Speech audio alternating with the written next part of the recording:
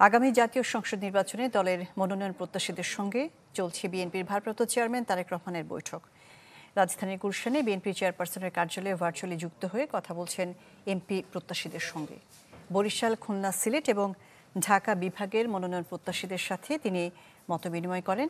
এর আগে সোমবার একই স্থানে অনুষ্ঠিত বৈঠক হয় চট্টগ্রাম, রাজশাহী, সিলেট, রংপুর এবং ময়মনসিংহ বিভাগের মনোনয়ন প্রত্যাশীদের সাথে। এ সময় তৃণমূলের নেতা এবং বিএনপির দলীয় মনোনয়ন প্রার্থীদের নির্বাচনী দিক নির্দেশনা দিয়েছেন তারেক রহমান। বৈঠকে উপস্থিত ছিলেন বিএনপির কেন্দ্রীয় নেতারা। প্রতিটা বিভাগের সম্ভাব্য প্রার্থী যারা মূলত তাদেরকেই এখানে একটু গুরুত্ব দিয়ে ডাকা হয়েছে। যুদ্ধ গত 17 বছর করেছি, সেই যুদ্ধের যেই সফলতার সেই ফলটা যাতে আমরা ঘরে তোলার জন্য আমাদের সকলকে ঐক্যবদ্ধ থাকার আহ্বান জানিয়েছেন।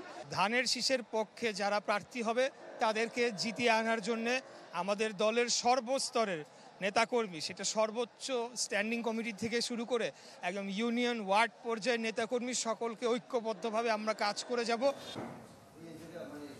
এ বিষয়ে আরও জানাতে বিএনপি চেয়ারপারসনের গুলশান কার্যালয় থেকে যুক্ত হচ্ছেন সহকর্মী শাহনেওয়াজ বাবলু। শাহনেওয়াজ বাবলু, মনোনয়ন প্রত্যাশীদের সাথে তো বিএনপি চেয়ারপারসনের বৈঠক হচ্ছে। বৈঠকে মূলত তিনি মনোনয়ন প্রত্যাশী নেতাকর্মীদের কী ধরনের দিক নির্দেশনা দিচ্ছেন, অথবা আলোচ্য বিষয়গুলো আর কি কি? শাহনাজ, মানসুর, আমি দুজনকে জানিয়ে রাখি যে বৈঠক শেষ। এখানে সারাদিন ব্যাপী 3 দফায় বৈঠক হয়েছে, সাক্ষাৎকার গ্রহণ হয়েছে। বিএনপির ভারপ্রাপ্ত চেয়ারম্যান তারেক রহমান ঢাকা, রংপুর, সিলেট এবং খুলনা বিভাগের যারা মনোনয়ন প্রত্যাশী রয়েছেন স্ব বিভাগে তাদের সঙ্গে বৈঠক করেছেন, সাক্ষাৎকার নিয়েছেন।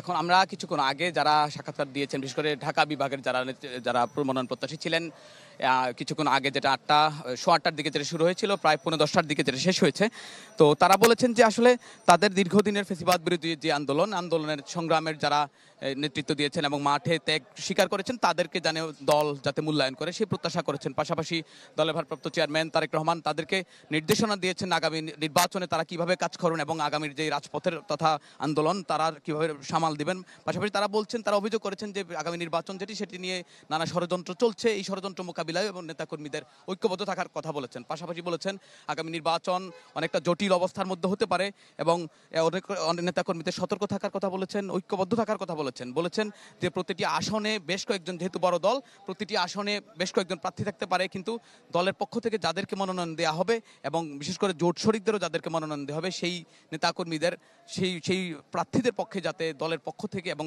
দলের যারা আসনে যারা প্রার্থী রয়েছেন তারা যাতে কাজ করেন সেই নির্দেশনাও দেওয়া হয়েছে।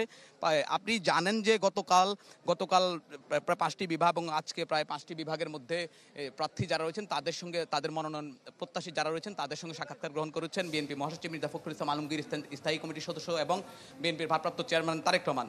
মূলত সবার কাছে একটি প্রত্যাশা করছেন দলের পক্ষ থেকে যে তারা যাতে ঐক্যবদ্ধভাবে কাজ করে। পাশাপাশি এবং চেয়ারম্যান এবং নেতাকর্মীরা বলছেন তারা দলের ভারপ্রাপ্ত চেয়ারম্যান থেকে শুরু করে দল হাইকমান্ড যে নির্দেশনা দিয়েছেন সেই অনুযায়ী তারা আগামী নির্বাচনে কাজ করে যাবেন দলের পক্ষ হয়ে।